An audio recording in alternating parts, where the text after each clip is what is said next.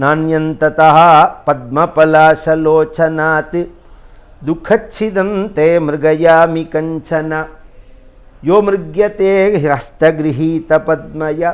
ஏன் அப்படின்னா, நீ என்னத்தை சாதித்தாலும், எந்த சாதனத்தை நீ பின்பற்றினாலும், இல்லை உன் துக்கத்தை போக்குன்னு நீ எதை நினைக்கிறையோ அதெல்லாம் உனக்கு துக்கத்தை கொடுக்கக்கூடியதாக தான் இருக்குது இந்த உலகத்தில். துக்கௌஷதம் ததபி துக்கம் அப்படின்னு பின்னாடி சொல்ல போகிறான் பிரகலாத சுவாமி. சாப்பிட்டா சந்தோஷம்னு நினைக்கிறோம், பசிங்கிற துக்கம் போகும்னு நினைக்கிறோம். கல்யாணம் பண்ணிண்டா சந்தோஷம் சௌக்கியம் அப்படின்னு நினைக்கிறோம். குழந்தையை பெற்றுண்டா சந்தோஷம் சௌக்கியம்னு நினைக்கிறோம். வீட்டை கட்டினா சந்தோஷம் சௌக்கியம்னு நினைக்கிறோம். பணம் சம்பாதிச்சா நம்ம துன்பங்கள் போகும் அப்படின்னு நினைக்கிறோம். பணம் இருந்தாலோ பதவி இருந்தாலோ மனுஷியர்கள் இருந்தாலோ சரீர பலம் இதெல்லாம் தான் நம்ம துன்பத்தை போக்கிக்கிறதுக்கு சாதனமாக நினைக்கிறோம். நம்ம உடம்புல பலம் இருந்தாலும் நான் மட்டும் அன்றைக்கி தெம்பாக இருந்திருந்தேன்னா இந்த பிரச்சனை வந்திருக்காதுன்னு சொல்லுவோம். அல்லது நான் மட்டும் பதவியில் இருந்திருந்தேன்னா ஒரு கை பார்த்துருப்பேன்னு சொல்லுவோம். அல்லது எனக்கு மட்டும் பணம் இருந்திருந்ததுன்னா அந்த பிரச்சனையிலேருந்து நான் மீண்டு வந்திருப்பேன் அப்படின்னு சொல்லலாம். அல்லது எனக்கு இது சுற்றி 4 பேர் இருந்திருந்தார்கள்னா இந்த கஷ்டத்துலேருந்து நான் மீண்டு வந்திருப்பேன். அதெல்லாம் பேச்சுக்கு தான். இதெல்லாம் இருந்தும் கஷ்டப்படுறவா எத்தனை பேர் இருக்கா? எல்லாமே உனக்கு தர்மபுத்திரரை பார்த்து கேட்குறா பீஷ்மாச்சாரியா, உங்கள் குடும்பத்தில்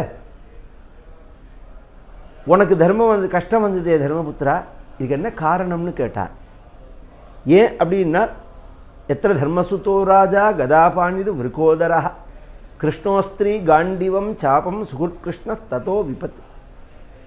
தர்மிஷ்டனான்னு நீ இருந்த, கதாபாணியான சரீர பலத்துக்கு அர்ஜுனன் இருந்தான், பீமன் இருந்தான், பந்துக்களா அர்ஜுனன் இருந்தான், நகுல சகதேவர்கள் இருந்தார். தெய்வம்னு சொல்லுமோன்னா பகவானே பக்கத்தில் இருந்தது, தர்ம தேவதையா எல்லாமே இருந்தது. அப்புறம் ஏன் உனக்கு கஷ்டம் வந்தது? சர்வம் காலகிருத்தம் மன்னியே அப்படின்னு சொல்லலாம். இதெல்லாம் தாண்டி காலம்னு ஒன்று இருக்குன்னு அதுக்கு நான் பதில் முன்னாடி பேசுகிறதேவே சொல்லியிருக்கேன். பாகவதத்தில் இப்போ நான் 50வது எபிசோடு சொல்லின்னு இருக்கேன்.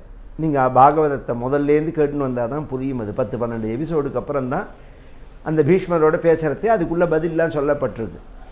எதுக்கு சொல்கிறேன்னா, என்ன இருந்தாலும் துக்கத்தை போக்காது. எல்லாம் இன்னும் சொல்லப்போனால் இன்னும் துக்கத்தை ஜாஸ்தியாக்கும். அதனால தான் வள்ளுவர் இந்த ஸ்லோகத்தை தான் எடுத்து அப்படியே குரலாக நமக்கு கொடுக்குறார். இன்றைக்கி ரொம்ப பேர் என்ன சொல்கிறான், வள்ளுவருடைய குரல் அப்படிங்கிறது தனித்துவமானது, உயர்வானது, அதில் மாற்று கருத்தே கிடையாது. ஆனால் நமக்கு மாதృபாஷையில் சகல சாஸ்திர சாரத்தை அவர் சொல்கிறார் அப்படின்னு நாங்கள் சொல்கிறோம். அவன்லாம் சொல்கிறான் அப்படி இல்லை, வேதங்களில் உபனிஷதங்களில் சாஸ்திரங்களில் சொன்னத்தை அவர் சொல்லலேங்கிறான். அப்படி சொல்லக்கூடாது.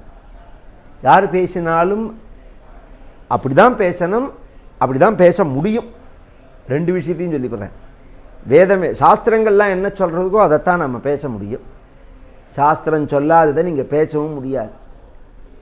நீ நாஸ்திகவாதியாக இருந்தாலும் உன்னால் பேச முடியாது. நீ தெய்வம் இல்லை, கோவில் இல்லை, குளம் இல்லைன்னு சொன்னாலும் ஏழைகள் சிரிப்பில் அப்படிங்கிறான். நீ ஏழைகளுக்கு உதவி பண்ணுங்கிறான், கஷ்டத்தில் உதவி பண்ணுங்கிறான். இதெல்லாம் உனக்கு யார் சொல்லி கொடுத்தா? ஒருத்தர் கஷ்டம் போது ஒருத்தர் உதவி பண்ணினா மிருகம் பண்ணுறதா? எங்கேயாவது எந்த மிருகமாவது பண்ணுறத? மனுஷனுக்கு மட்டும் ஏன் இந்த அடையாளம்? ஸ்கூல் கட்டினா புண்ணியங்கிற வார்த்தையை சொல்ல மாட்டான். ஸ்கூல் கட்டினா நீ சௌக்கியமாக இருப்ப, ஏழைகளுக்கு ஆஸ்பத்திரி கட்டினா நீ சௌக்கியமாக இருப்ப, ஏழைகளை படிக்க வச்சா நீ எல்லாம் சரி தான். இது புண்ணியம்னு நாங்கள் சொல்கிறோம். இது மனித நேயம்ங்கிற ஏதோ புடலங்க, நீ எந்த வார்த்தையை வேணாலும் உபயோகப்படுத்திக்கோ. ஆனால் ஒன்று மட்டும் சொல்லுவேனா, ஒன்று அறியாமல் ஏமாந்து போகிற விஷயம், ஏமாற்றிக்கிற விஷயம். நீ இந்த காரியத்தை பண்ணினா நீ சௌக்கியமாக இருப்பேன்னு சொல்கிறையோனோ, காரியங்கிறது கர்மா, சௌக்கியமாக இருக்கிறதுங்கிறது பலன்னா, இந்த ரெண்டையும் கனெக்ட் பண்ணுறது யாருங்கிறது தான் நாங்கள் கேட்குற கேள்வியே. கர்மாவுக்குள்ள பலன் சௌக்கியம். கர்மாவுக்கு பலனை தானாகவே கொடுக்கறதா? இல்லையே. கர்ம பல பிரதனா பகவான் இருக்கா. அவர்கள் பண்ணுற கர்மாவுக்கு பலதாதாவாக பகவான் இருக்கான், அவன் தான் கொடுக்குறான். அப்படிங்கிறத நீங்கள் அதுவாக வந்ததுலாம் சொல்லிட முடியாது. இது வந்து சாஸ்திரம் சொன்னதை தான் நீங்கள் சொல்லி ஆகணும். சாஸ்திரம் சொல்லாததை நீங்கள் தெரிஞ்சிக்கவே முடியாது. ரெண்டாவது விஷயம், சாஸ்திரம் சொன்னது தான் சொல்லணும். புது பாதையை நாம் கல்பிக்கக்கூடாது. நீ செவத்திலவே 10 தடவை முட்டின்றேன்னா உன்னோட பாவங்கள்லாம் போயிடும் அப்படின்னு எங்கேயாவது சொல்கிறோமோ? நாம் தலையில் குட்டிண்டா பாவம் போகுங்கிறோம். இந்த குட்டிக்கணும் அப்படிங்கிறது சாஸ்திரம் சொன்னது, முட்டிக்கணும்னு சாஸ்திரம் சொல்லலை. குட்டிண்டா புண்ணியம்னு சொல்கிறோமே, புண்ணியம்னு ஒரு வார்த்தையில் நம்மனா சொல்லிடுறோம். இன்றைக்கி வந்து அதை வந்து ஒரு தெரப்பியாக அமெரிக்காவில் உபயோகப்படுத்துகிறார். அந்த காலத்துலலாம் கவனிச்சேன்னா, தப்பு பண்ணான்னா தோப்புக்கரணம் போடுறா அப்படின்னு சொல்லுவாள். இந்த கையால் இந்த காதை பிடிச்சிக்கணும், இந்த கையால் இந்த காதை பிடிச்சிக்கணும், இப்படி உட்காந்து ஏந்துக்கணும். இது எதுக்குன்னால் புத்தியினுடைய தீக்ஷணத்துக்கு உள்ளது. இன்றைக்கி அதை ஒரு பயிற்சியாக வச்சுருக்காள் அமெரிக்கா ஸ்கூல்லலாம். எதற்காக என்னால் அப்போ தான் புத்திசாலி. நாம் ஒரு தப்பு பண்ணும்போது அந்த தப்பை வந்து சரி பண்ணணும், ஞாபக மறதியை சரி பண்ணணும், புத்தி வந்து அதை ஆகர்ஷணம் பண்ணணும். இதுக்கெல்லாம் உள்ள பயிற்சிகள் இது சாஸ்திரம் சொன்னது. சாஸ்திரம் சொன்னதை தான் நாம் சொல்ல முடியும், புதுசாக சொல்ல முடியாது. சாஸ்திரம் சொன்னதை தான் சொல்லி ஆகணும். வள்ளுவர் அப்படி தான் சொல்லியிருக்கார். வள்ளுவர் சொன்ன ஒவ்வொரு குறள் இருக்குது பாருங்க, இது வந்து இது வேதத்தில் எந்த பாகத்தை இவர் சொல்லியிருக்கார், இது ஸ்மிருதிகளில் எந்த பாகத்தை சொல்லியிருக்கார், இதிகாச புராணத்தில் எந்த இடத்துலேருந்து இவர் பேசியிருக்காருங்கிறதெல்லாம் கோட்பாடு பண்ணி எழுதி வச்சுருக்கேன். எல்லாத்தையும் மேட்சாக பேச முடியும். இன்றைக்கி இவர்கள் ஒத்துக்க மாட்டார்கள். நான் சொல்கிறது வந்து இதை சொன்னவர்கள் வள்ளுவர்களுக்கு முன்னாடி உள்ள காலம் இது. வள்ளுவர் காலத்துக்கு அப்புறம் வந்தவர்கள், வள்ளுவர் காலத்துக்கு முன்னாடி உள்ளவர்கள் எல்லாருமே வேதம், சாஸ்திரம், இதிகாச புராணங்கள் இதில் உள்ளதை தான் எடுத்து பேச முடியும். ஏன்னா அவர்கள்லாம் மகரிஷிகள் சொன்ன விஷயம் இது. அதில் வள்ளுவர் சொல்கிறார். இப்போ நான் பாகவதத்தில் துருவசுவாமிக்கு அம்மா சொன்னதை ஒரு குறளில் சொல்கிறார். தனக்கு உவமையில்லாதான் தாள் சேர்ந்தார்க்கு அல்லால் மனக்கவலை மாற்றலரிது அப்படிங்கிறார். மனக்கவலை, மனசில் ஏற்படக்கூடிய அந்த கவலை இருக்கே, துக்கம், இது வந்து இதுக்கு வந்து ஆபத்து, ஆர்த்தி அப்படின்னு சாஸ்திரத்தில் 2 வார்த்தை இருக்குது. ஆபத் அப்படின்னு சொன்னால் திடுதுப்புன்னு எதிர்பார்க்காமல் வருது பற்றியல ஒரு கஷ்டம், அதுக்கு ஆபத்துன்னு பேர். ஆர்த்தி அப்படின்னு சொன்னால் இந்த கஷ்டம் நமக்கு வரப்போகிறது, இதுதான் பிரச்சனை அப்படிங்கிறது நமக்கு தெரியும். தெரிஞ்சு அதை எப்படி நாம் தீர்க்கிறதுன்னு நமக்கு வழி தெரியல, இதுக்கு ஆர்த்தின்னு பேர். இந்த 2க்கும் சொல்யூஷன் எது அப்படின்னால் பகவத் சரணந்தான். ஆபதாம் அபகர்த்தாரம் தாதாரம் சர்வசம்பதாம் லோகாபிராமம் ஸ்ரீராமம் ஆபதாம் அபகர்த்தாரம் தாத்தா ஆர்த்தானாம் ஆர்த்திகந்தாரம் பீதானாம் பீதிநாசனம் த்விஷதாம் காலதண்டந்தம் ராமச்சந்திரம் நமாம்யகம் அப்படின்னு. நீ ஆர்த்தி அடைஞ்சாலும் சரி, ஆபத்தை அடைஞ்சாலும் சரி, எந்த ஆபத்தை அடைஞ்சாலும் பகவானை தான் பிடிச்சிக்கணும். சர்வஸ்வரூபே சர்வேஷே சர்வசக்தி சமன்விதே பயேபியஸ்திராஹினோ தேவி துர்கே தேவி நமோஸ்துதே சரணாகத தீனார்த்த பரித்ராண பராயணே சர்வஸ்ய ஆர்த்திஹரே தேவி நாராய். எந்த இடத்த எடுத்து பாருங்கள், அம்பாளை பற்றி சொன்னாலும் சரி, பகவானை பற்றி சொன்னாலும் சரி, பரமேஸ்வரனை பற்றி சொன்னாலும் சரி, முருகனை பற்றி சொன்னாலும் சரி, எல்லா இடத்துலையும் இந்த பதங்கள் உபயோகப்படும். ஏன் அப்படின்னு சொன்னால் பகவானை தான். இப்போ பாகவதம்ங்கிறதுனால பகவானை சொல்கிறது. பகவத் சரணம், இந்த பகவான்கிறது தான் விஷயம். அந்த பகவானுக்கு நீங்கள் என்ன நாமம் வேணாலும் சொல்லலாம், என்ன ரூபம் வேணாலும் சொல்லலாம். அது அவரவர்களுடைய யதா ருச்சி, யதா சம்ஸ்காரம், வேதோக்தமாக இருக்கணும். அதான் விஷயம். அதில் இங்கே பகவானை சொல்கிறார். நீ பகவத் சரணத்தை பிடிச்சிக்கிறத தவிர வேறு கதி கிடையாது. நான் எந்ததா பத்ம பலாசலோச்சனாத் துக்கச்சிதம் தே மிருகயாமி கஞ்சன யோ மிருக்யதே ஹஸ்தகிரஹீத பத்மயா ஸ்ரீயேதரை ரங்க விமிருக்யமானயா. இதில் ஒரு ஆச்சரியம் என்னென்னா, உலகத்தில் எல்லாரும் பெரும்பாலாக நம்புறது வந்து கஷ்டத்தை போக்குறது பணம்னு சொல்லி. பணம் இருந்தால் கஷ்டம் போயிடும், பணம் இருந்தால் கஷ்டம் போயிடும், பணத்தை சம்பாதிக்கணும் சார், பணத்தை சம்பாதிக்கணும். என் லட்சியமே அதுதான். அதுக்காக தான் வாழுறேன், அதுக்காக தான் மூச்சே விடுறேன்னு, அதுக்காக தான் சாப்பிட்றேன்னு பறக்கிறோம். பற்றியில் ஆளா பறக்கிறோம் பாருங்க எல்லாருமே. அந்த பணத்துக்கு தேவதையான மகாலட்சுமியே கையில் பத்மத்தை வச்சுன்னு பகவத் சரணத்தை தேடுறாளாம். மிருக்யதே ஹஸ்தகிரஹீத பத்மயா. மிருக்யத்தேனுங்க பதம் தேடுகிறாள்னு, அவளுக்கு கிடச்சிடுத்துன்னு கூட சொல்லலை. அவளுக்கே அது ரேராக இருக்குது. வைகுண்டவாசியான அவளுக்கே அது ரேராக இருக்குது. அவ்வளோ சுலபமாக கிடைக்கிறதில்ல. ஏன்னா அத்தனை யோகீஸ்வரர்கள், சித்த புருஷர்கள், மகான்கள், தபஸ்விகள், பக்தர்கள் எல்லாரும் கியூ கட்டி நிற்கிறாள். மகாலட்சுமி நினைக்கிறாள், இவர்கள்லாம் பூஜை பண்ணுறார்கள் பகவத் சரணத்தை, இந்த கூட்டத்துக்குள்ளே நாமும் போக வேண்டாம், இந்த கூட்டங்கள்லாம் ஓயட்டம், அதுக்கப்புறம் நம்ம ஏகாந்தமாக போய் பகவான் ஆராதிக்கலாம் அப்படின்னு சொன்னால் அந்த ஏகாந்தம் இன்னும் கிடைக்கலையா. அந்த அந்த கூட்டம் முடியவே இல்லை. நின்னாதானே தனியாக போய் பகவானை பார்க்குறது. திருப்பதி பெருமாள் மாதிரி கதவு மூடினாதானே திறக்கிறதே. 24 மணி நேரமும் ஒரு கியூ கட்டி நிற்கிறதுன்னா ஏகாந்தமாக எப்படி தரிசனம் பண்ணுறது? இப்படி சொல்ல, ஏவம் சஞ்சல்பிதம் மாதுஹு ஆகர்ணியாதாத் காமகம் வசா சன்னி யம்யாத்மனாத்மானம் நிச்சக்ராம பிதுப் புராத். இப்படி சொன்ன உடனே துருவசுவாமி வீட்டை விட்டு இறங்கிவிட்டார் வெளியில். இதான் ஒரு ஆச்சரியம். இங்கே இந்த மாதிரி பண்ணு அப்படின்னு ஒரு வழி சொல்லலை. அவர் மனு எப்படி பூஜை பண்ணினார்னு சொல்லும்போது இஷ்டுவாபிபேத்தே துரவாபமன்யதா அப்படின்னு சொல்லி புருதட்சிணைஹி மகைஹி அப்படின்னு யாகங்களால் மனு பூஜை பண்ணினார்னு சொல்லியிருக்கு. அது கிரகஸ்தன் ராஜா, இவன் குழந்தை, இன்னும் அக்ஷராபியாசம் கூட ஆகலை. நீ ஜபம் பண்ணணும், பூஜை பண்ணணும், தியானம் பண்ணணும், பட்னி கடையணும், அது மாதிரி எதுவுமே சொல்லலை.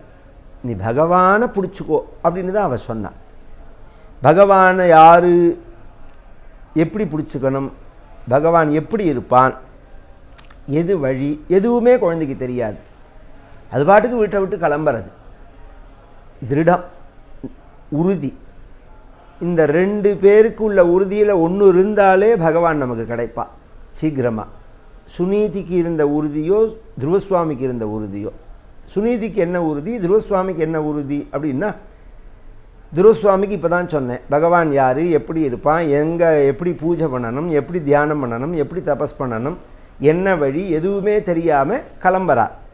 இந்த 2 விஷயம் வீட்லேயே உட்காந்துக்கோன்னு அவள் சொல்லலை, வெளியில் போகணுன்னு சொல்லலை. காட்டுக்கு போய் தபஸ் பண்ணுன்னு வார்த்தையே கிடையாது. இங்கே கிளம்புறா துருவசுவாமி. திருடமாக பகவானை தேடிண்டு இந்த நம்பிக்கை இருக்கணும்.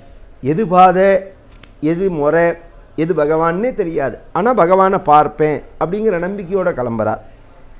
இங்கே சுனீதியாவது 4 வயசு குழந்தை, 5 வயசு குழந்தை வீட்டை விட்டு கிளம்புறதுன்னா இது எங்கே போகிறது, இது என்ன பண்ணும், இதுக்கு அடுத்த வேளை சாப்பாடு யார் கொடுப்பா, இது ராத்திரி எங்கே படுத்துக்கும், காட்டில் சிங்கம் புலி கரடியெலாம் இருந்ததுன்னா இதை யார் பாதுகாப்பா, குளிர் மழை வெய்யெல்லாம் இருந்ததுன்னா யார் இதுக்கு இதை பற்றி ஏதாவது ஒரு யோஜனை அதை பண்ணியிருக்கணுமோன்னு சுனீதி. அதையும் பண்ணலை. அவள் ஏன் பண்ணலை அப்படின்னு சொன்னால், முதல்லையே சொன்னேன் பாருங்கோ. அவள் சொல்கிறாள், ஸ்தன்யேன விருத்தஸ்ச சத்யம் சுருச்சியாபிஹிதம் பவான்மே யதுர்பகா யா உதரே கிரஹீதா ஸ்தன்யேன விருத்தஸ்ச விலஜ். இத்தனை கஷ்டம் உனக்கு வந்ததுக்கு காரணம் என்னோட பாபம்னு சேர்றது தாண்டா துருவான்னா. நீ என் வயத்தில் பிறந்து என் பாலை குடித்து அது நீ படுறதுனால தான் என்னோட பாபமும் உனக்கு சேர்ந்து தான் நீ கஷ்டத்தை அனுபவிக்கிற. இப்போ இந்த குழந்தை என்னோடது நாம் தான் காப்பாற்றுறோம் அப்படிங்கிற எண்ணம் தான் இந்த குழந்தையினுடைய கஷ்டத்துக்கு காரணமோ சுனீதிக்கு தோன்றது. அதனால் என்ன பண்ணுறாள் அவள், இது என்னோடது இல்லை, இது பகவானோட குழந்தை, இதை எப்படி ரட்சிக்கணுமோ அதை பகவான் ரட்சிப்பாள். நான் என்ன ரட்சித்தேன் பெருசா, இல்லை நான் தான் ரட்சிக்கிறேன்னா அது இந்த குழந்தைக்கு என்னத்தை ரட்சணத்தை கொடுத்துட்டேன், என்ன சௌக்கியத்தை கொடுத்துட்டேன், இத்தனை நாள் என்ன சௌக்கியமாக இருந்தது இந்த குழந்தை, என்னோடதுங்கிற அபிமானம்தான் இந்த குழந்தையினுடைய கஷ்டத்துக்கு காரணங்கிறதுனால அந்த அபிமானத்தை விட்டாள், பகவத் சரணத்தில் ஒப்படைச்சாள். துருவசுவாமி அந்த நம்பிக்கை ஒருத்தனுக்கு இருந்தாலும் பகவான் கிடைப்பான். துருவசுவாமி மாதிரி பாதை தெரியல, வழி தெரியல, ரூபம் தெரியல, முறை தெரியலன்னாலும் உறுதி இருந்ததுன்னா பகவான் கிடைப்பான். எப்படி கிடைப்பான்னால், நாரதஸ்ததுபா கர்ணிய ஞாத்வா தஸ்ய சிகீர்ஷிதம் ஸ்பிருஷ்ட்வா மூர்தன்யகக்னேன பாணினா பிராஹ விஸ்மிதः அஹோ தேஜः க்ஷத்ரியாணாம் மானபங்கமமிருஷ்யதாம் பாலோப்யயம் ஹிருதா தத்தே யத் சமாதுரச வச்சா நாரதர் வரா எதிர்த்தாப்பில். இந்த குழந்தை வீட்டை விட்டு வெளியில், அரண்மனையை விட்டு வெளியில் வந்து கோட்டை வாசலை விட்டு தாண்டி, இல்லை காட்டிலேருந்து வெளியில் கிளம்பி எங்கேயோ போய் தாண்டி போகிறது, ஏகாந்தமான இடத்துக்கு போகிறது. எதிர்த்தாப்பில் நாரதர் வரா. பகவான் ஒருத்தருக்கு ரட்சணம் பண்ணணும் அப்படின்னா எப்படி பண்ணுவான் அப்படின்னால் சாதுக்கள் மூலமாக தான் ரட்சிப்பான் பகவான். பகவானுடைய ஹஸ்தமே மகான்கள் தான். பகவானுக்கு கை இருக்குது பற்றியில, அந்த கை யாருன்னா மகான்கள் தான். பகவானுக்கு 2 வடிவம் அப்படின்னு பின்னாடி தசமஸ்கந்தத்தில் சொல்ல போகிறார். ஒன்றும் அசையாதது, இன்னும் அசைகிறது. அசையாதது தேவதா ஆலயங்களில் இருக்கக்கூடியதான ரூபம். அசைகிற ரூபம் சாதுக்கள், மகான்கள். அவர்கள் மூலமாக தான் பகவான் டேக் ஓவர் பண்ணிப்பான், பொறுப்பெடுத்துவான். நீ கவலைப்படாதே, நான் பார்த்துக்கிறேன், உனக்கு ஒரு கஷ்டமும் வராது. யார் சொல்லுவா? அப்படி சொல்லுவா. உலகத்தில் எத்தனையோ பேர் இருக்கா, ஒரு ஒப்பந்தத்தினுடைய அடிப்படையில் சொல்லுவா. நீங்கள் என்ன கொடுத்துருக்கேள், உங்கள் கவர் எவ்வளோ பெருசாக இருக்குது, நீங்கள் என்ன செஞ்சுருக்கேள் அப்படிங்கிறத பார்த்து அந்த கிரேடு தெரியும். இந்த இதிலெல்லாம் ஒரு ஃபங்க்ஷன்லலாம் சீட்டு போடுறா பற்றில, முன்னாடி லட்சக்கணக்காக பணம் கொடுத்தா அவளுக்கு, அதுக்கப்புறம் 1000 ரூபா கணக்காக கொடுத்தா அவளுக்கு, அப்புறம் அப்படின்னு வரிசையாக போடுறா பற்றில, அது மாதிரி அனுகிரகமும் இருக்கும். மகான்களுக்கு அப்படி இருக்கவே இருக்காது அனுகிரகம். சமதரிசனம்.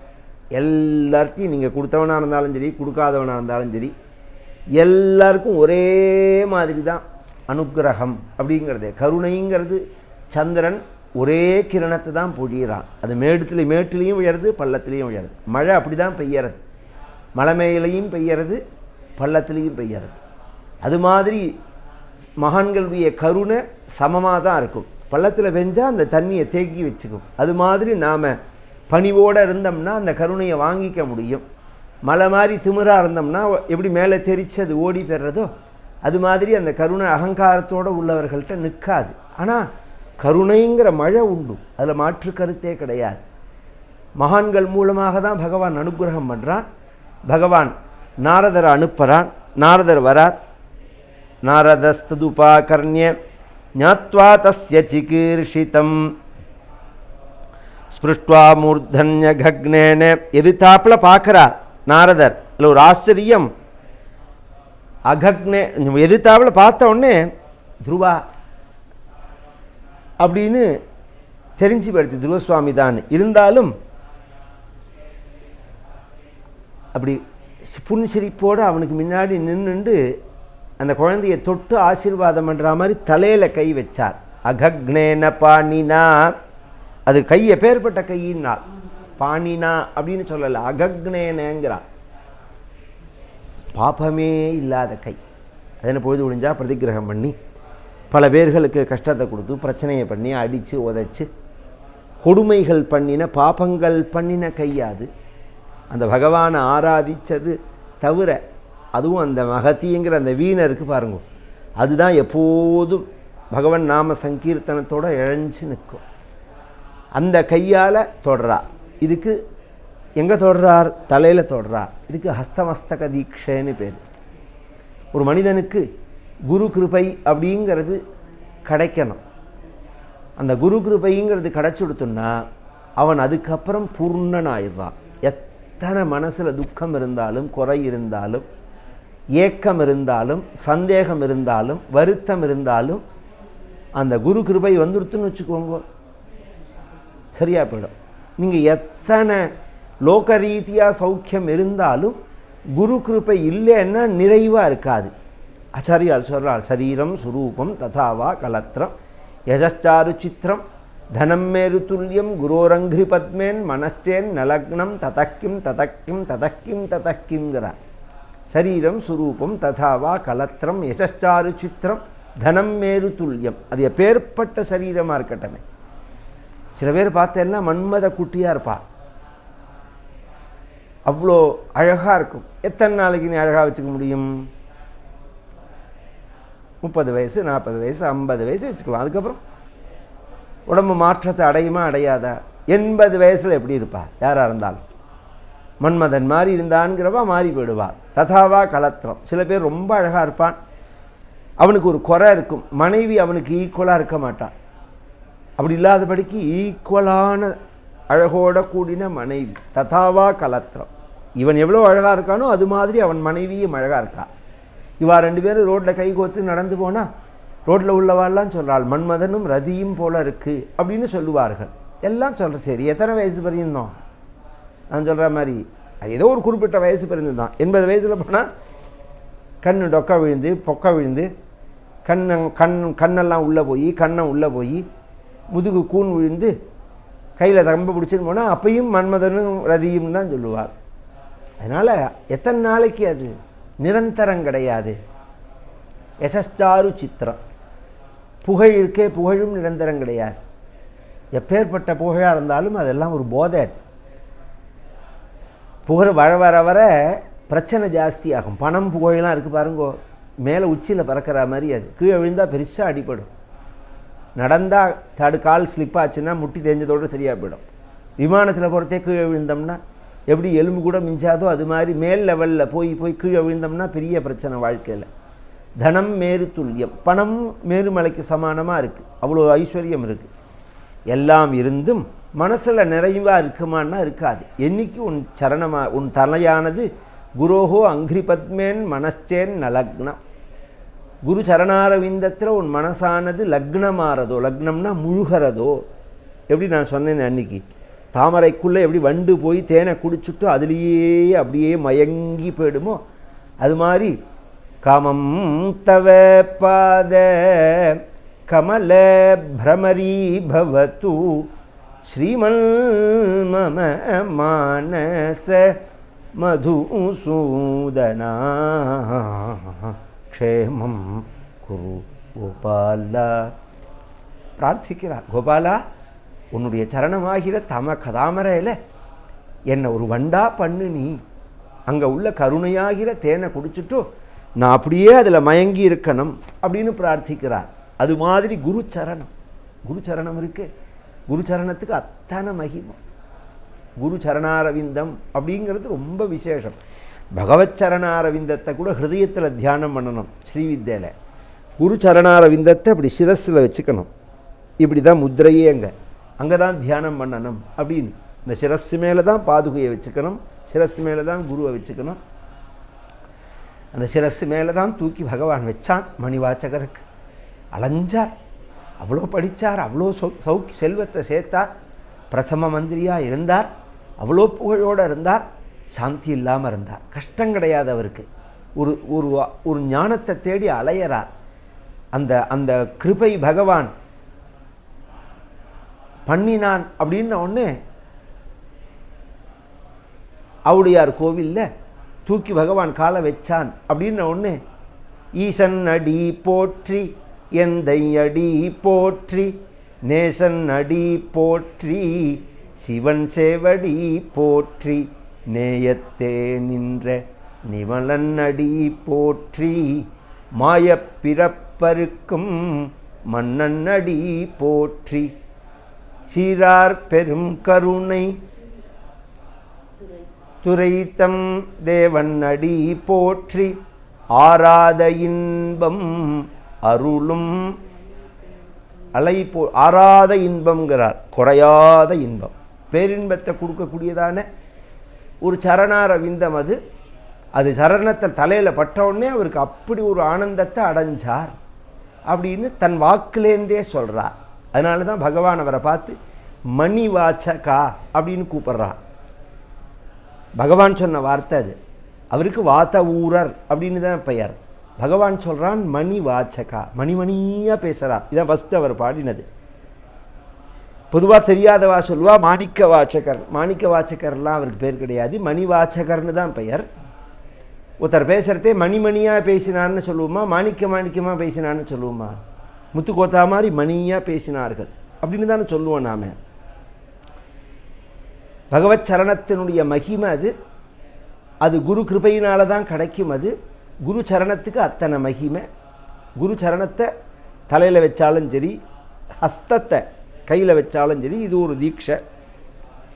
நயன தீட்சை, கண்ணால் பார்க்கறது ஒரு தீட்சை, மனசால் நினைக்கிறது ஒரு தீட்சை.